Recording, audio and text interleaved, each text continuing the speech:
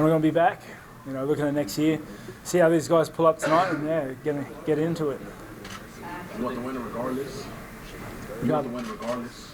Well, yeah, I don't care. Like, if you've been paying attention to my run, I haven't really been. I haven't really worried about who I've had to fight, and I've fought my way to where I am now. What they both want to retire? Have you even thought about that? Yeah, I have. Wouldn't be the worst thing. It's like less work for me, but fight someone else. There's always people to fight, and everyone in the middleweight division right now, top 15, all dangerous dudes, man. Suppose one does retire, who would you be looking at in the division as a possible opponent? I look at everyone as a possible opponent. Obviously I got to look at the top 5 closely. Rockhold just come off a win, Weidman just come off a win. Those two guys are real dangerous dudes. But they're all up there. They're all scary. If you had your choice of GSP or Bisping, who would you rather fight? I'd have to lean towards Bisping. I have a game plan I made up for him years ago, so I could put that to work. How so? What do you mean? How would you see the game plan as easier? No, I made one up already. Oh, I had to fight him. I was supposed to fight him years ago, right. So I already have one, put away in a secret little spot. So they announced earlier this week that they're going to Perth in February. Is that the fight card that you're going to be on?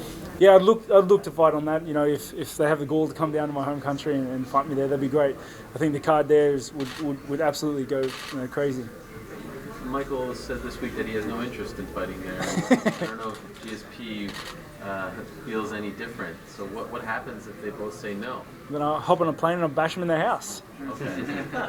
So what's more important to you, fighting in Australia or getting to fight one? Like, let's say they say no, we're going to fight in Vegas. Would you be okay with skipping that event?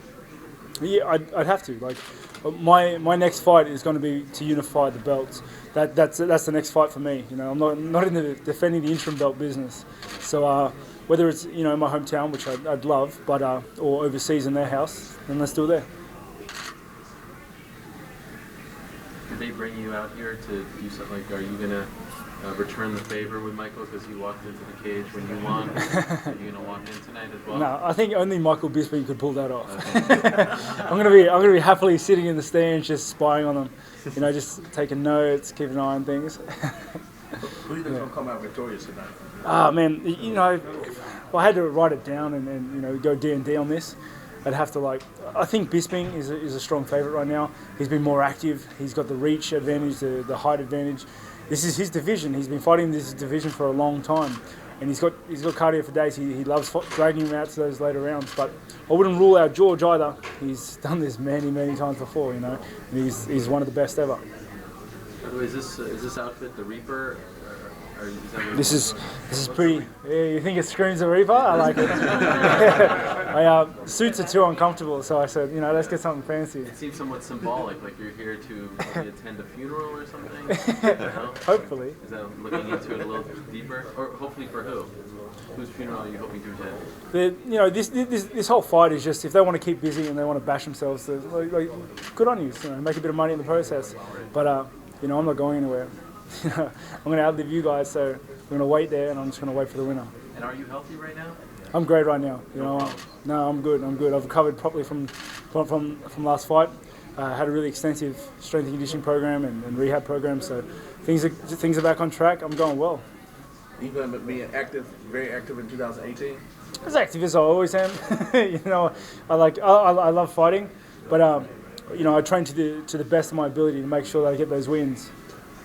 So you're not going to slow down like most of these people? They get the belt and they kind of get fat happy and just chill? The thing is, I've never rushed fights anyway. I've never been like, I want the next one. It's like, I love my downtime. I love eating my food. I love spending time with my family. I love just hanging out and just training, for the love of it. But I'll probably fight it as often as I do now. I've always done that. I'm running my own ship here, so I take things when I feel good, when I'm feeling the best, when all the preps fall into line. Robert, just to clarify, in terms of injury, it doesn't impact your training right now at all? No, I'm training full time now. Have you found that good slice of New York pizza yet, or no? I actually have, and it was unreal. What I found here was that the food is far. I forget how to say it. There is great food here, but you have to find it. And I made the mistake of stumbling into some shady diners earlier, and I'm no better for it now. Robert, Michael has said he'd wish you'd open your mouth a bit more and promote the fight and trash talk potentially. Is that something you're open to, or is it always just going to be business as usual?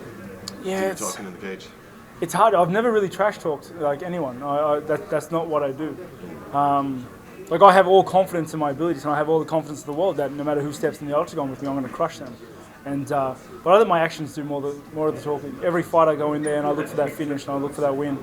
I don't think, I think if I'm fighting Michael, he'll be able to sell it on his own. He'll speak enough for both of us. You know what I mean? And my fans in particular, they know what they're coming for. They know what I bring. Thanks. Is there any part of you that is doubtful that if GSP wins, he'll go down to 170, that he doesn't have any desire to stick around at 185 after this fight? And would you be disappointed in that? There is so many rumors and conspiracies flying around that, like, if George wins, he relinquishes the belts and drops weight. If Michael wins, he retires and I'm left fighting Rockhold or Weidman. And it's like, if Michael wins, he fights me in Manchester next year at some time. If George wins, I have to fight him in Toronto somewhere next time. Like, it's just crazy. You could like write it all down. There's no way of knowing. The thing is, I'll just have to make sure that I'm ready to fight for when they're ready to fight, and fight them. That's all there is to it. I'm not worried where it is, when it is. I just want to find out who it is. You were with Weidman today, right? Yeah, I was with him at the thing. Hey? Did you talk to? I mean, he seems to think he's close to getting back in there. Yeah. Is it awkward at all being with him? Nah, I don't. The thing is, I don't find it being awkward around anyone because I have no animosity towards anyone. I don't hate anyone. Like me and Weidman are cool. I like him. I like him as a dude. I like him as an athlete. He's a great athlete. He was a great champ. But when we step in the octagon together one day, then we're not friends for that little bit. Like 25 minutes, we're not mates. Like, I'm going to try and put you out. But afterwards, then we're mates again. That's just the sport we're in. That's the business that we're in. So, no, when we were together, we were cool. I said good win last spin, and he's like, yeah, good for you. How he's training, blah, blah, blah. It was good. By the way, have you sensed that the fans have taken to you more, like being in New York? I know you've done a lot of things with the fans. Since the win over Romero, have you sensed that you're more popular now, that more people give you the respect that you think you deserve? Yeah, definitely. I've been to some of these fan signings, and I was absolutely surprised with the amount of people and amount of love I've been getting here in New York. Like, I honestly, because I live all the way in Australia. I don't even know how you guys know me, to be honest. And then I had all these fans that were just like, "You're the best, Reaper." Yeah, Bobby Knuckles. I was like, "Yeah."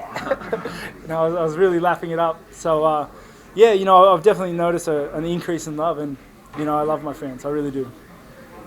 Are you gonna adopt that nickname finally, or what? You just uttered it, I think, for the first time I've seen you. Yeah, the thing with nicknames is you don't need to claim them; they're just there. Okay. Like, isn't that how it is?